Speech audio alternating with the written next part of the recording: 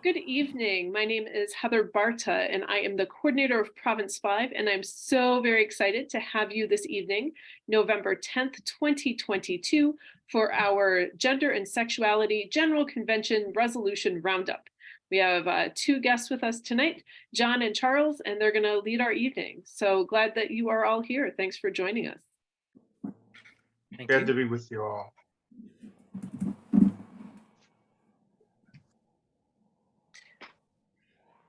Should we go ahead and pray? Right. The Lord be with you. And also with you. Gracious God, we thank you for this evening. We thank you for this time. We thank you for all the ways in which you are moving in, through, within us and beyond us, in Province 5 and beyond. And we thank you for all the ways in which you set our minds and spirits on fire.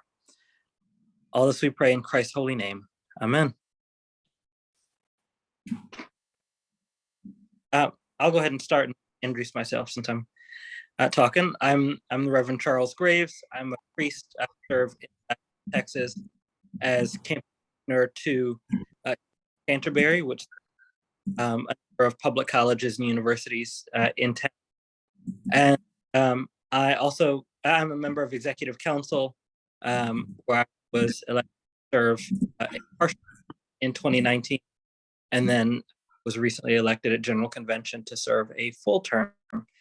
And I got to be one of the co-creators of the LGBTQ Caucus, along with John and a number of others. So I'll leave it there. John, do you want to introduce yourself? Yes, sure, Charles. Thank you. Good evening and welcome everybody. I'm glad to be here with you. It's a real honor to be able to spend time with you today.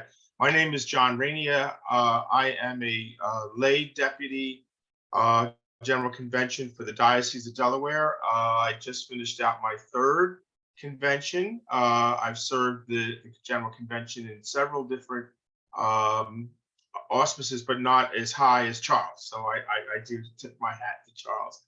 I am a 45-year-long professional church musician, about 20 years now in the Episcopal Church. I am a full-time staff member of All Saints and St. George's Episcopal Parish along the ocean in Rehoboth Beach, Delaware. And just rejoined the staff there after a 15-year stint at Christ Episcopal Church in the state capital of Dover. And it's wonderful to be able to serve the church in this manner. Me and my husband have been together 28 years this year, married for about 10 of those. We have 2 adopted sons, one in college and one in high school. That's why I have all this gray in my beard. So that's me. So Charles, I'm going to pitch it back to you first, and I'll come in and pick up wherever you leave off, or finish your sentences for you, if you like. That works.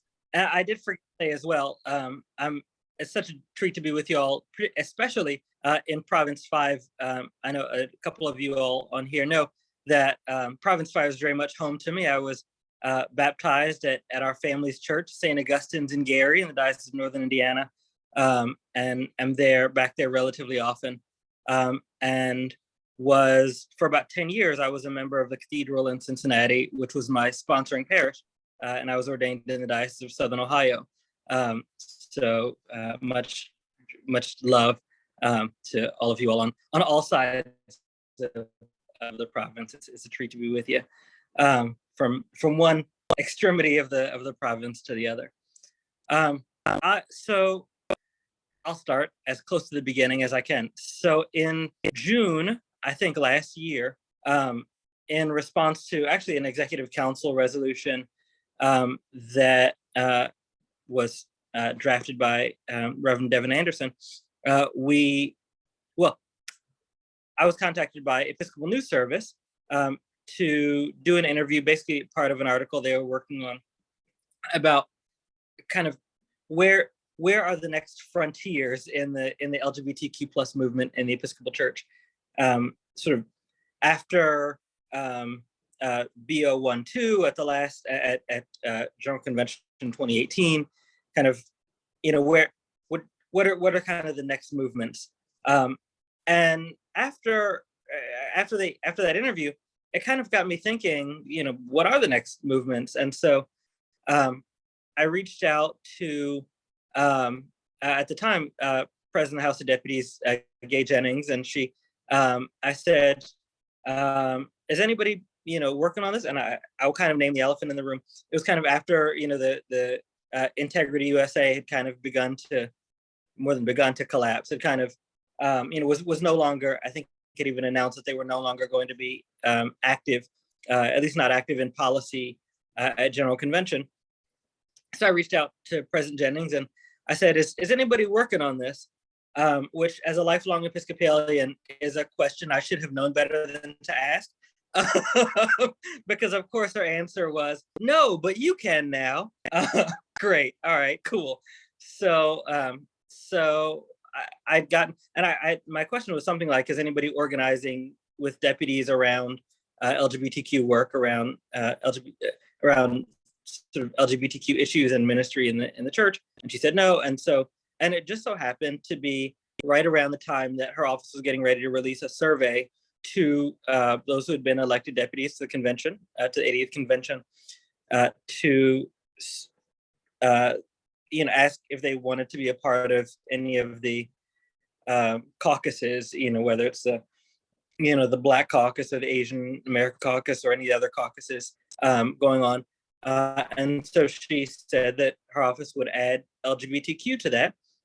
And that since I was not a deputy to the convention, that if I could find a deputy who would be willing to step up to be along with me the sort of organizer for that list, that she would pass that information along to us, and we could try and collect a group of deputies to try to get some work done.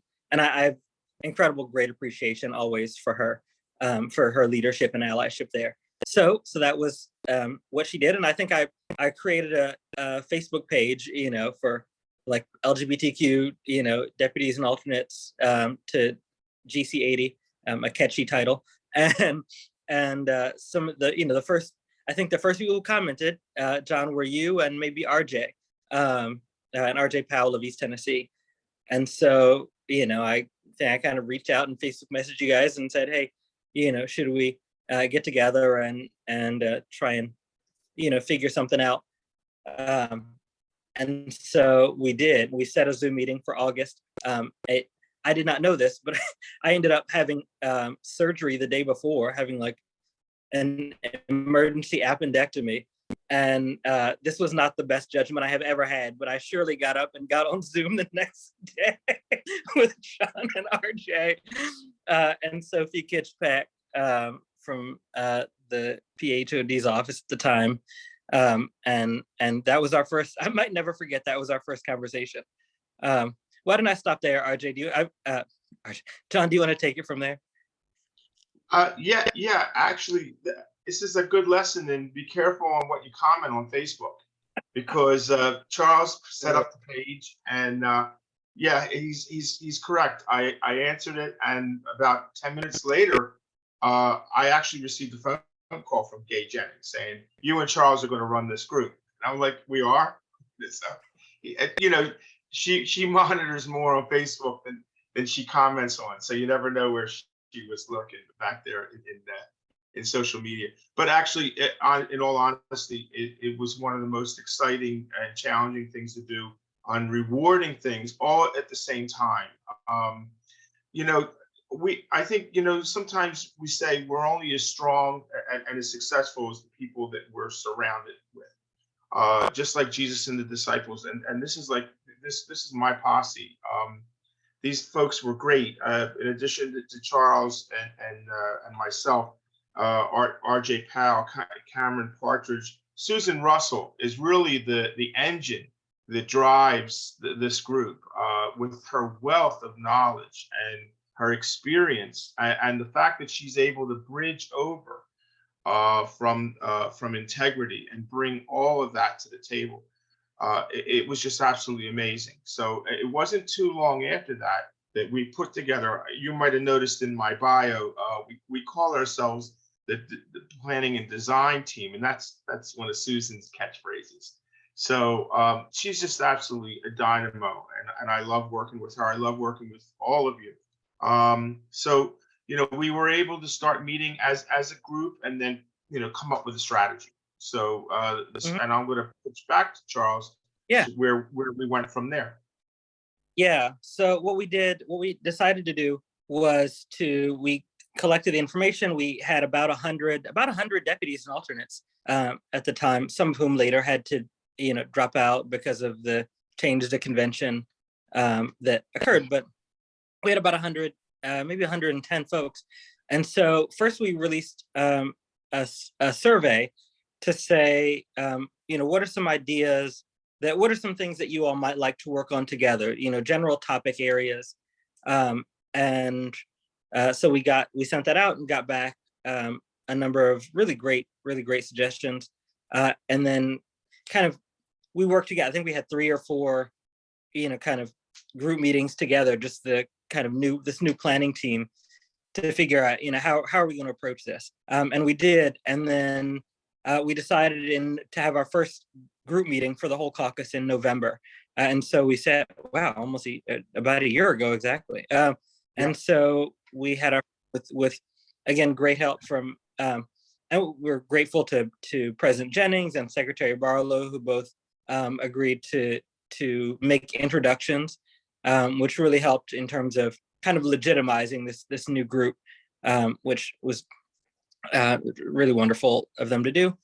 And we decided in preparation for that meet, and great help to Brian Murray for all the IT help. He has rescued me from everything at one time or another. And so we were able to have that meeting. We decided in advance that based on folks' suggestions about what they wanted to work on, that we would have about an hour of introduction and an add to like, what is this caucus? What are we here for? What's the kind of general path that we're going to go down? And then we broke them into breakout rooms based on the 9 or so topic areas that they had pre-selected. And we asked folks to kind of gather and to work together, in those subject areas. So for example, one was liturgy and music. One was, government social policy. One was marriage and ordination rights, so on and so forth. I probably can't name all 9 off the top of my head, but you all get the idea. So we asked them to organize and think about what kind of resolutions they might want to work on toward that end. And then one committee, the last committee, was the nominations committee, and so they kind of, their work began a little bit later on. So the 8 kind of legislative, I try not to say committees, working groups, did just that. We asked them to keep meeting over the course after that first meeting. We asked them to keep meeting over the course of through November, December, January, into February, and I think in March. And so we had a handful of other meetings along the way, Zoom meetings along the way. Of course, always a slowdown, through Thanksgiving through the new year, and then kind of in the new year we picked back up, and asked folks to begin to work together to craft some draft resolutions, and that by late March, early April, we would be able to bring those back together, and discuss each resolution idea together, and then vote on whether to endorse those resolutions, or kind of the same way a lot of these processes work. Come back together to the large group, work on it a little more, and then vote yay or nay. And we kind of always tried to say this is a plane that we are building while we're flying it. We kind of every step the planning team tried to stay maybe 1 or 2 steps ahead of everybody else, but other than that, I know certainly at the beginning, my vision of the kind of end was definitely pretty foggy, but we managed to get there. We managed to get there together with great help from the extraordinary team, and and even more from the Holy Spirit. So in March, like I said, we asked folks to submit their first kind of tranche of draft resolutions, and I can't remember how many we had. Some were submitted from teams, some were submitted from individual deputies or alternates. So we might have looked at and voted on maybe 5 or 6, if I remember correctly, at the first meeting, and then some were still in progress. And then we had another one in April, right before the submission deadline. Is that right? That's right. Yep. Yeah. And then we had one more. I think after that, we even had some resolutions that were submitted by our members that because of the timing, we ended up voting to endorse them after they had already been submitted, and that was fine. And then we even had some that were submitted. Actually, we had a great number that were submitted by others outside of the caucus that members of the caucus kind of decided to bring to us for us to endorse as well, that we endorsed. And so I think all total we endorsed about 28 resolutions for the convention, and then also had a slate of nominees. So we had nominees who submitted their names, and the nominations committee came up with a survey that they sent out, and potential candidates filled out the survey, and the nominations committee gave some recommendations as to the endorsements they would make for executive council, president of the House of Deputies, vice president, and CPG board, I believe. Were there other offices? I think it was just those. We didn't do like disciplinary board and things like that. So we came up with those, and then Susan put together a website for us. I'm blanking right now. John, do you remember is it GC80 LGBTQ dot? Yeah. Am I remembering that right? Can you say it? I'm pretty sure it is. I was trying to go through my notes. I do know I can actually put this in the chat if it's helpful. Yeah, I'm on my phone. There is a if you go here, and I do apologize. I lost some of my notes. I think they're in with all the stuff that I packed away from general convention. Well, but you only pick it up every couple of years, right? Yeah. Anyway, I'll keep going while you find that. Yeah, go ahead. I'm putting this in the no worries. chat. So like we at the end of and then we had, I think, one more meeting about a week before. There we go. LGBTQ-tech.org. Great work. So everything is still up on there, so you can still check that out. And then we had one more meeting, I think, about how we were going to actually organize on the ground there. And so we decided to create a WhatsApp group. And most of our members joined the WhatsApp group so that we could communicate in real time while we were all on the floor. Of course, as you all remember, this was, in the same, so 2-3 months before convention was the time we were all also trying to figure out, what was going to happen relative to COVID, and what the precautions were going to be and what we could or wouldn't be able to do. So we had hoped on being able to have some sort of group, gathering, so on. And of course that ended up not being able to occur because of COVID. And so we still found ways to organize ourselves anyway. And one of the amazing things about this was that through this whole process, so like I said, there were 9 of us on the team. Throughout from November through April, I had never been in the same room with any of the people on the team, and only then did I meet Sophie in person. And Sophie was the only person I had met in person prior to convention. And then at convention, I got to meet a handful more, and there are still a few members on the team who I have yet to be in the same room as. And so just wonder of the time in which we live. So. Because 2 of our folks, unfortunately, Cameron and Susan, were not able to be at convention in person this year. So we figured out how we were going to organize, and then got to convention and did it. And I think and I should say, I forgot a little bit. Part of the organizing process also was, as we had endorsed resolutions, we created an email address, and so I would send out reminders whenever there was, and I would follow. I spent basically the whole month of June, by the way, after getting married on May 28th, spent the entire month of June sending out resolution reminders to say, hey, committee 13 is having a hearing. These 3 resolutions of ours are up. Could you please go and testify? And it was pretty successful. We had, for most of our resolutions, we had at least 2 or 3 people come and testify, which made a great deal of difference, I think, in committee. And there were a handful of resolutions. I think there were 3 that we endorsed against, that I don't think were malicious intent, but had some potential consequences or side effects, if you will, that we were concerned about. One of them, the most worrisome, I think, was, which also got debated quite a bit on the floor, was about including Orlando as a potential site for 2027 convention, which we came out very strongly against.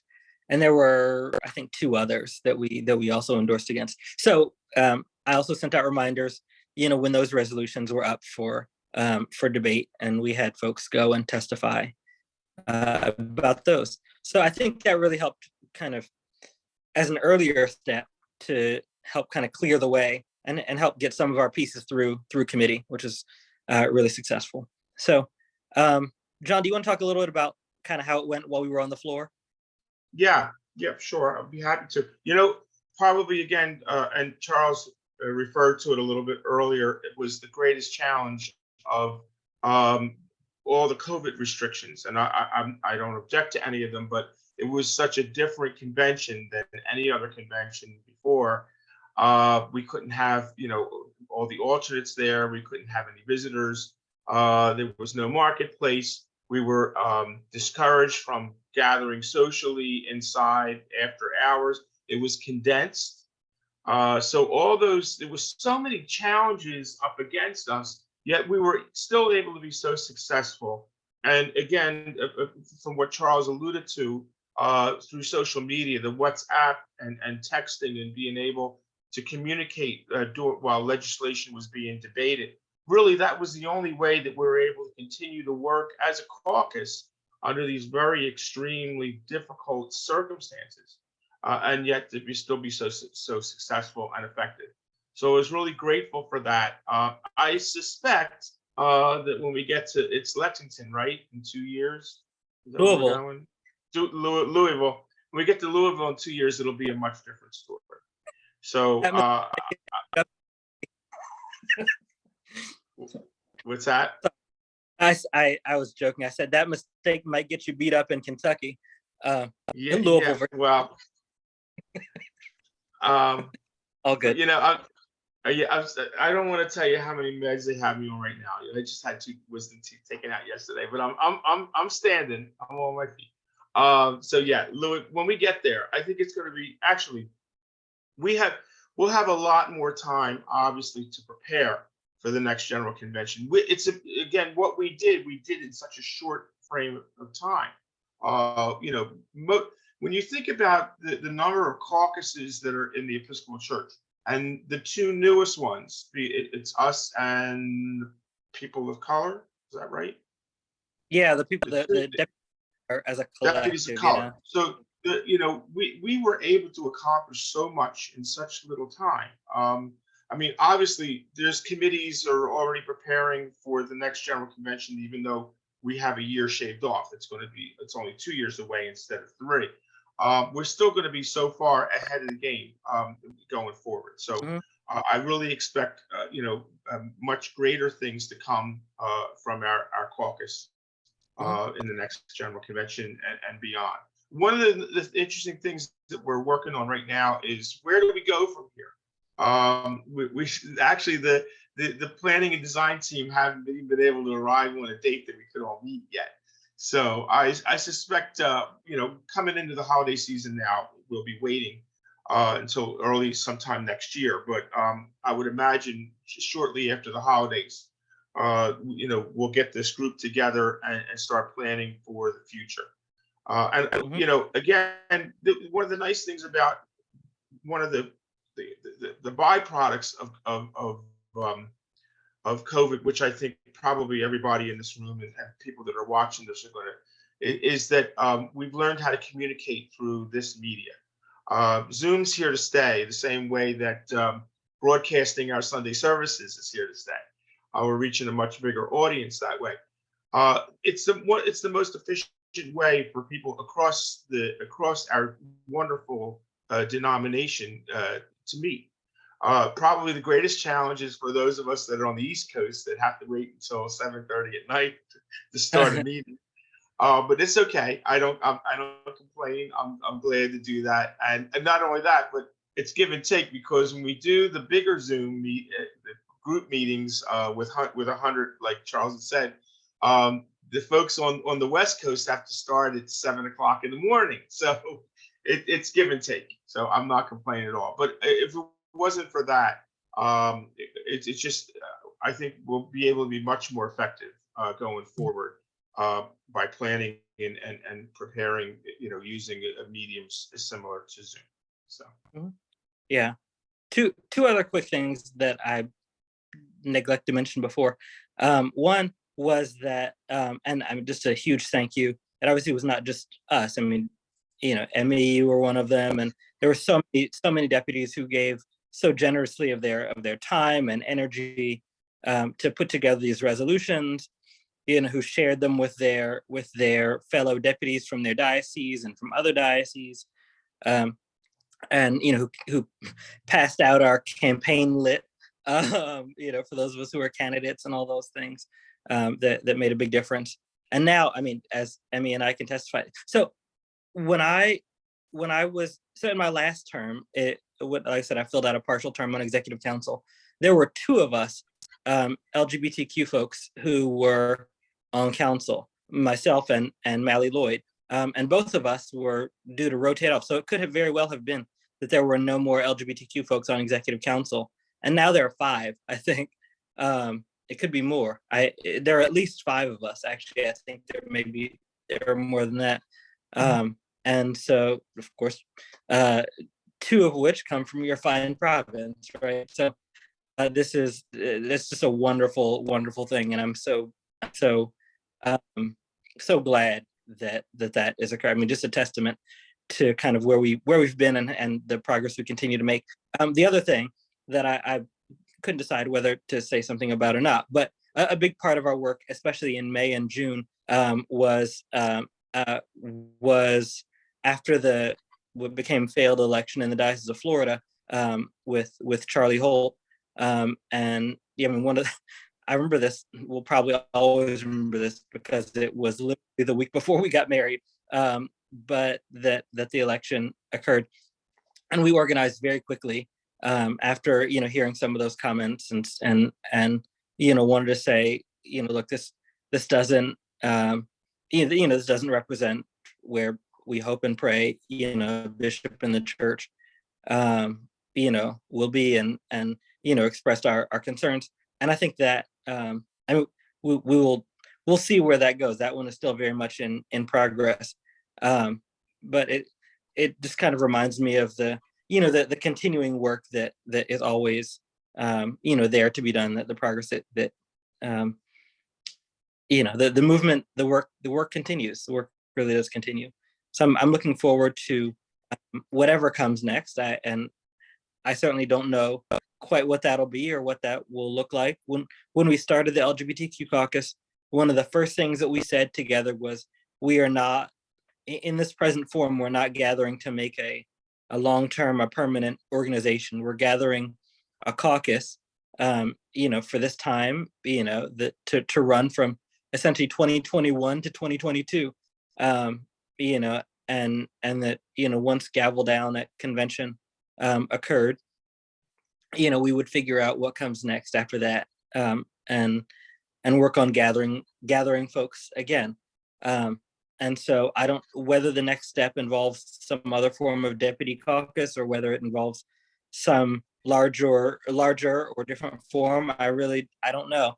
But I can say I'm looking forward to gathering and having those conversations, and to the movement of whatever this looks like going far beyond ourselves. Also, as John alluded to, some of the great work that we were able to get done was to have the resolution, whose number I don't remember, but to create an LGBTQ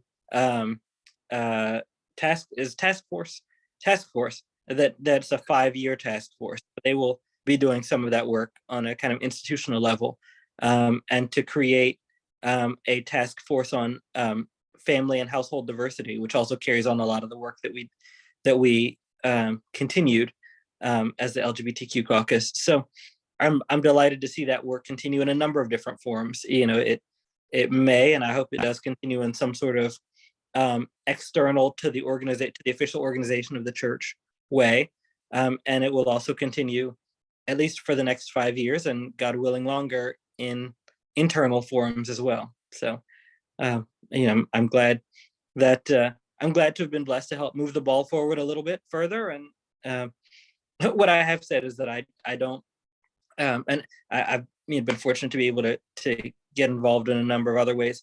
And so whoever takes the leadership of the next branch of this work will be somebody that's not me, but I'm excited to help, whoever those people are, to move it, to keep moving it forward. So I guess we can probably stop there. If there are any questions or anything. I'm trying to find those resolution numbers. Like I said, I don't know. I know, Charles, you're the handicap. You don't have them in front of you. Yeah, didn't Susan put them on the website? Aren't they on the website somewhere? They should be on there. I know. I'm looking for the one that was. First of all, and Charles, correct me if I'm wrong, but we as a caucus did not put any resolutions up, right? We were doing that through the work of our own deputations, I believe. Yeah, we as a caucuses don't file resolutions as a caucus.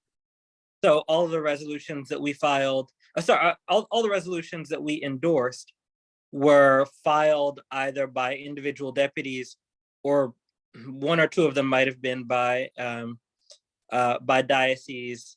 I don't know if we endorsed any bishop resolutions this year. I think we did. Didn't we? Was it AO 59, the prayer book revision? Yeah, but that was an AO, so it was by a committee. Right. And we had some A resolutions, C resolutions, and D resolutions. We with no lack of love for our beloved bishops, we just didn't have any other resolutions this time that were in our wheelhouse. So, but we did have, while I'm on the topic, we were really blessed by the care and support of our 6 or 7 LGBTQ bishops who gave us very much of their love, and kind of tracked along with us along the way, and helped some of our resolutions get through the House of Bishops as well. So, but yeah, so we endorse. Are you, John? You're looking for the list of resolutions? I don't. Unfortunately, I know DO 54 was one that we endorsed. That was the one that concerns regarding reproductive justice for women. And let me see. Hold on a second. Maybe this is it. So on the website, it only lists AO63 and AO59.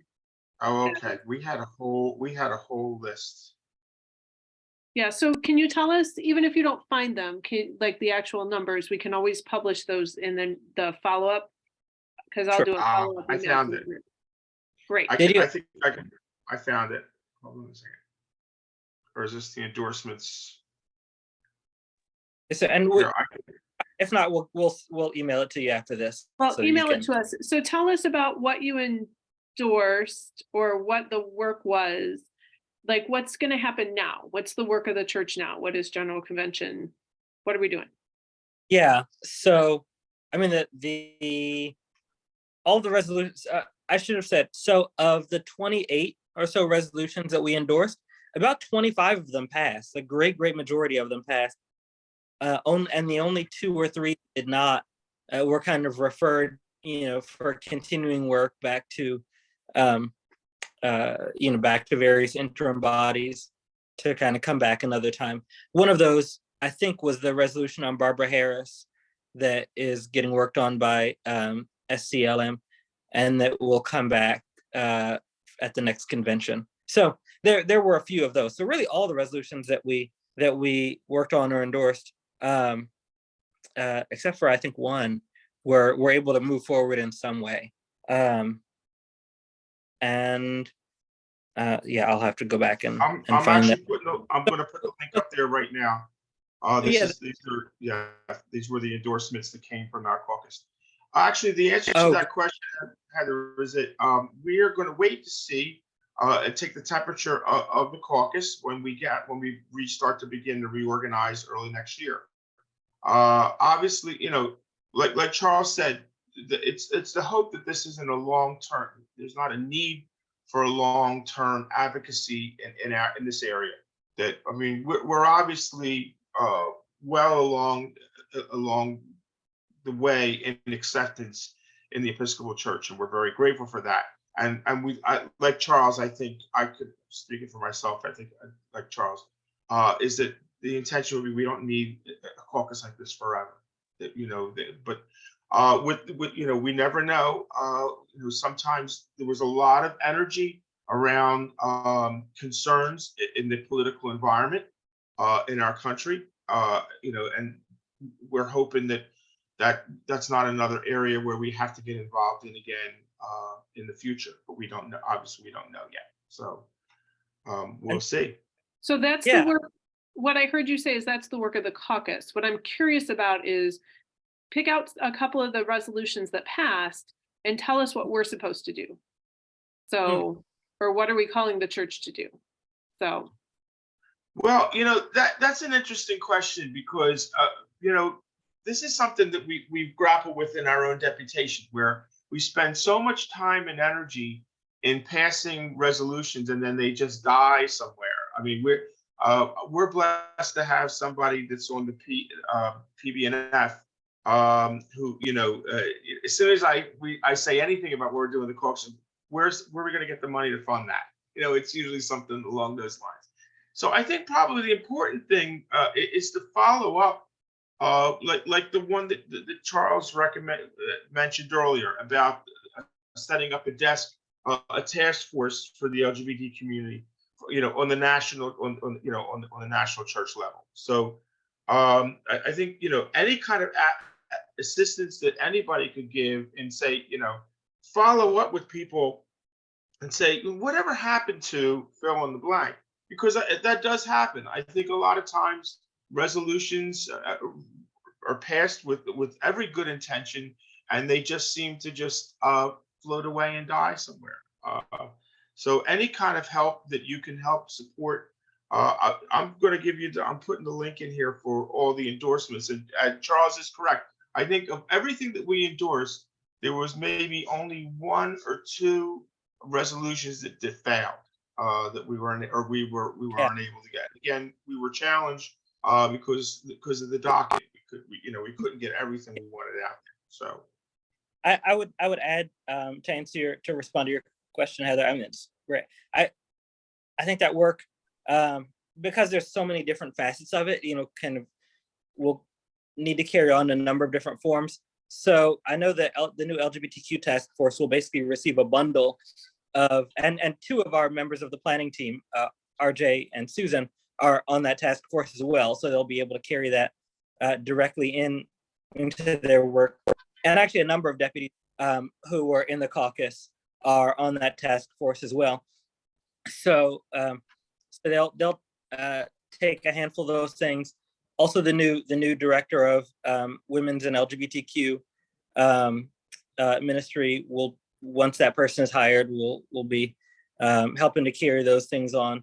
And there are a number of things, both some that we were able to address as a caucus in resolution form, and some that we were not able to take up as well, will need to get carried on the diocesan level as well. And I think that's definitely an area where, of course, for those who are going to be deputies or alternates next year, next next convention, we'll be able to take on some of the, the church, the resolution work, and even those who are not. So I'm going to kind of bifurcate this thought in two. I would say on the diocesan level, and by the way, as I mentioned, I live in Texas, and so this week we are kind of newly reminded, along with many of us I know, who live in different states throughout Province 5, live in states where trans folks are severe, still endure severe mistreatment by law, and where not everywhere in the Episcopal Church is a safe place for them. I'll speak really personally. I have a college, as I mentioned, I'm a college campus minister. Most of my students are LGBTQ, and I had a student this past week who's non-binary, who's very interested in the Episcopal Church and has come to our campus ministry. And the student decided to go and visit an Episcopal church, and so and didn't ask me, which church to go to, and they only told me, a few days, the week after, they had gone to this church, and fortunately, the student didn't have a negative experience, but the church that they went to is one of the several churches, one of the many churches in our diocese that does not affirm same-sex marriage, that has no particular openness to, that doesn't have, particular interest, I would say, and specifically, being welcoming or affirming for LGBTQ folks. And so I was worried about that student. It pained me to have to, encourage that student to maybe find a different Episcopal church, because that's not where we should be as a church, and I know in some of you all's diocese that may be the case as well. So there's a lot of work to be done. One of the resolutions that I wanted to work on for this past convention, but just was not able to kind of get done in time, was to move us forward in the direction of having gender affirming bathrooms for all in all of our churches. I know a small handful of churches in my diocese where that's the case, and there are many more that could be the case, that have single, use bathrooms anyway, and it's just a matter of signage and some worthy conversations, with the vestry and with the congregation, and some of that work can be done. Someone brought up another good way to do that is through the mantle of talking about having, having family bathrooms all over. So even in churches where it could be tough to have the conversation about, do we have, about specifically gender relative to bathrooms, have the conversation about, could we have more family use bathrooms, family availability bathrooms. That's just one small piece that, that individual churches and dioceses, and hopefully the church-wide body will be able to take on. Other places we passed a resolution about, and this is one that I worked on, about training, about providing gender and sexuality training in the same way that we provide and mandate anti-racism training, and so on, and safe church training. And that is a place where both on the church-wide level and on the diocesan and individual church level, where folks, LGBTQ folks and allies all across the church will need to stay on top of their diocese and stay on top of their congregations to make sure that's actually getting done. Those are just a few, as I kind of started with earlier, the advocacy part. So I'm on the Executive Council Committee on Mission Beyond the Episcopal Church, which is privileged. We do a lot of work with the Office of Government Relations, with OGR. So I know the brilliant work they do on Capitol Hill. But OGR can't be at every state house. They can't be at every city council throughout the church, and that's our work as a church, right? So I'm always hoping for a way. And dioceses are busy. You can't get all the stuff in the diocesan newsletter or the church newsletter. But I'm always looking for ways that those of us across the church can continue to kind of organize. There was a great group of Episcopalians in my diocese, many of whom are in and around the Austin area, who every time there's a resolution, every time there's a bill that has anything to do with LGBTQ folks, particularly the many that we've had in our state house, targeting, the trans community and trans women in particular, we've got, several dozen Episcopalians, including clergy, who will show up at the state house every single time and go testify. I hope and pray that kind of one of the next movements in this is to find some way of organizing folks in every diocese and every state to go and do just that, to monitor where these, and in states that are more, that have, kind of more affirming and progressive, laws, great, go down to the state house and make more. In places, in states like mine, go down and try and, stop the bleeding whatever way we can. And so anyway, so I hope that Well, kind of answers. Yeah. And of course, at the forefront for the next General Convention will be the election of a new presiding bishop. So, that'll probably be at the forefront, on everybody's minds as we start to reorganize for 24. So, that too. And the matter, the matter's either, I don't think they selected a site for 27 yet anyway, have they? Not yet. That No. will. And the As a member. situation, yeah, and the situation, with the Diocese of Southwest Florida isn't really resolved, because there's still a lot of concern. We're trying to be vigilant about that, because there's still some concern that something might happen there that might resemble what the last outcome of the last election was. So Diocese of Florida. The Diocese of Florida is the one is with Charlie Holt. Yeah. That election is actually next week. It's on the 19th of November. Right. And then the Diocese of Central Florida just released their slate last week, and they wrote in a question into their survey that specifically asked each candidate, will they uphold the marriage canons of the Diocese of Florida, which are exclusive to heterosexual marriage, and continue to prohibit clergy from the diocese from performing a same-sex wedding anywhere. And each of the three candidates said that they plan to uphold that standing marriage policy of the diocese. And I assume that was a qualification for anybody that moved forward on the slate.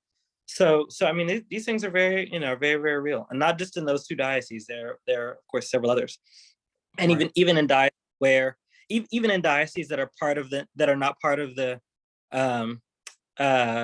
communion partner bishop diocese, there are, like, in again, I'll use my diocese as an example. In the Diocese of Texas, about 60% of our churches, 60%, have never performed a same-sex marriage, and essentially don't plan to, and have not, because they set up a system to, let the bishops know. And the vast majority of our churches don't perform or celebrate same-sex marriage. And that's and our our four bishops. I mean, I was married by one of our bishops. Our four bishops, support same-sex marriage, but most of our churches don't. So, a lot of work to be done, and it's easy to forget that. It's easy to forget, if we're living in a diocese or a part of the church where it's very normative, and where we assume that every place has same-sex marriage, and every church is in a certain place. It's very much not so. Yeah. Mm-hmm. Yeah. I didn't mean to end on a downer like that. Sorry about that. Well, actually, to maybe to end, if we're wrapping up, to end on a lighter note, would be, I would recommend, what we'll hope to do again early in the new year, is try to get another communication out to, obviously, diocesan convention taking place now, so elections are starting for the next general convention.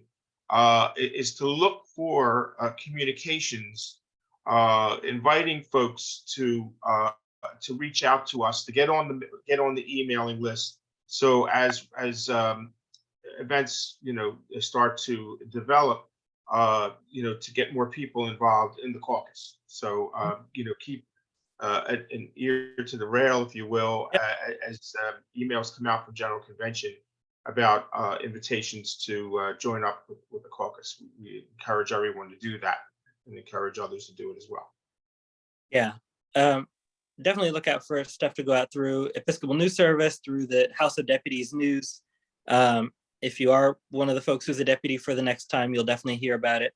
We're thankful to have our new president, Julia Ayala Harris, who's also a superb ally.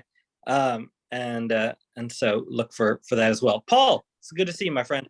Yeah, just want to say that this was very informative, and I look forward to I was just recently in September, I was elected as a delegate from Northern Indiana, so yeah, and so I will be in Louisville, and I look forward to continuing the work. Yeah. That's great. That is awesome. Yeah, we have, I hope and pray that we'll have even more LGBTQ deputies this time around than we had even last time. Yeah. So if you want, I'm sorry to interrupt, but another byproduct of what we're doing, which I think is so important today, is when we get our message out beyond our church, for younger folks that are seeking a faith community where they would be affirmed and comfortable with, and that kind of goes back to what Charles was saying about his student. Is anything that we can do proactively to get the word out there. So many people don't know that the Episcopal Church is so affirming, even in places like Charles's diocese, Charles State, where 60% of the churches won't perform a same-sex marriage. One of the things that we started to do is get out there and just be a presence at functions, community functions that are where large concentrations of LGBTQ folks are. And I just think it's so important when they walk by, and I encourage our clergy, as a matter of fact, even our bishop attended the past two Delaware Pride Festivals, statewide Pride Festival. And they give you a kind of a side eye. They see a purple shirt, which they don't know what a purple shirt is. We do, but someone in a collar, someone representing religious, and then blending our wonderful Episcopal, signalia with anything Pride related. It's just such a affirming moment and a warming moment to see that maybe we're getting through to some folks that say, "Wow, I didn't know that the church existed." So anything that we do, we do with those kind of things in mind. Paul, you have your hand up again, or did you just not take your hand Yeah, up? I don't know why it didn't go away. Okay. It's okay. Oh, good. I mean, We're always yeah. glad to see. Yeah, and I'm really thankful to you all in Province 5 for all the work that you all do as well. Yeah, it's a privilege. Any other questions tonight?